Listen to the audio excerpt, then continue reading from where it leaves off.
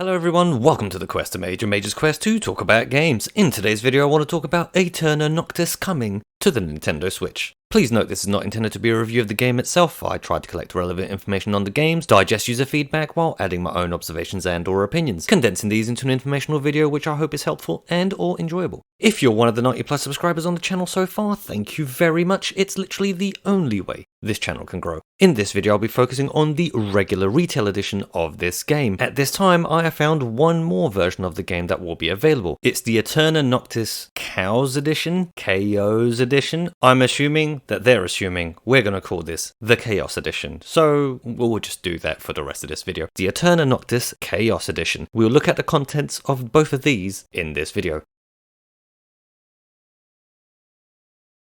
All the following versions does seem to include our friend Game in a Box, not its nemesis Code in a Box, but Game in a Box itself. The studios involved in this game are Selecta Play and Aeterna Game Studios. The launch date will be on the 30th of June 2022 and the available regions will be in the EU. The platforms this game will be available for will be the Nintendo Switch, the PlayStation 4 and the PlayStation 5. Game-wise, Aeterna Noctis is the game you're getting in the box. The game is being described as Aeterna Noctis is an epic non-linear action platforming adventure. From what I've seen, it looks like a 2D Metroidvania. Moving on to features, this game boasts the following: a huge non-linear story, side quests, hand-drawn world and animations using traditional frame-by-frame animation, voice-acted cutscenes in 8 different languages, emotional story full of twists and turns, and 16 different areas. Also worth noting, this is a single-player game. The editions, as I mentioned earlier, there are 2 so far, at least that I have found: the Retail Edition and the Chaos Edition. The Retail Edition we have just gone through and is our main focus of this video. The Chaos Edition includes the Switch game,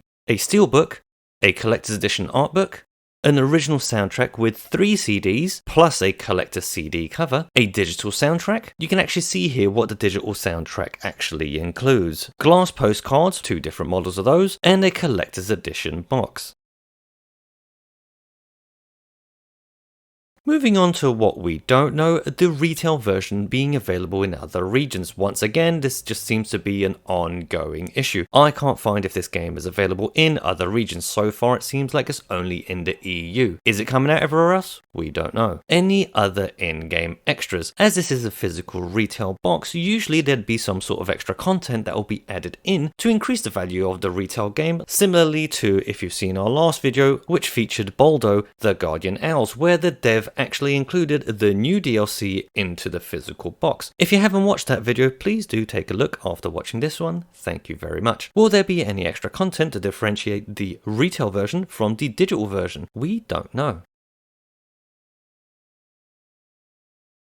Moving on to any requests that I might have. Once again, the retail version should be available in all regions so that everyone can play the game if they so choose to do so. Difficulty options. The game is said to be a little too difficult during platforming areas. Maybe adding an in-game item which would affect the gravity around the player would help a little bit. Or alternatively, you can add skills to the game that could also do the same but just increasing level by level. I think this would be a neat way to tackle this issue, as it leaves the choice up to the person playing the game, whether the difficulty is what they enjoy playing the game or whether it's getting in the way of their enjoyment. They could ultimately choose the best style for them. Collectibles in the box. Once again, we're seeing no mention of any collectibles in the regular retail boxes. When we went through the collector's edition box, we saw that there were some postcards that were made of glass. Maybe include a smaller non-glass version of these postcards, or maybe a keyring in the retail box. I do think these little things help with purchasing decisions. To me, it also shows a little bit more effort by studios to encourage the customers to buy the retail version of the game, and not just making blank boxes with the game inside. Lastly, this game does look interesting, and it's the ongoing quest to create the next Castlevania Symphony of the Night. Will it be this game? We'll just have to wait and see. So what do you think of Aeterna Noctis coming to Nintendo Switch? Do you like it? Do you dislike it? How would you change it? Please leave your impression down in the comments section. But that's going to do it for today's video. Thank you very much for watching. If you like our content, we have a few videos talking about mostly arcade and retro on the channel. If you'd like to watch these, then please take a look. If you like our content and want to help the channel grow, please do consider clicking that like, subscribe and notification bell for more of our content in the future. And until then,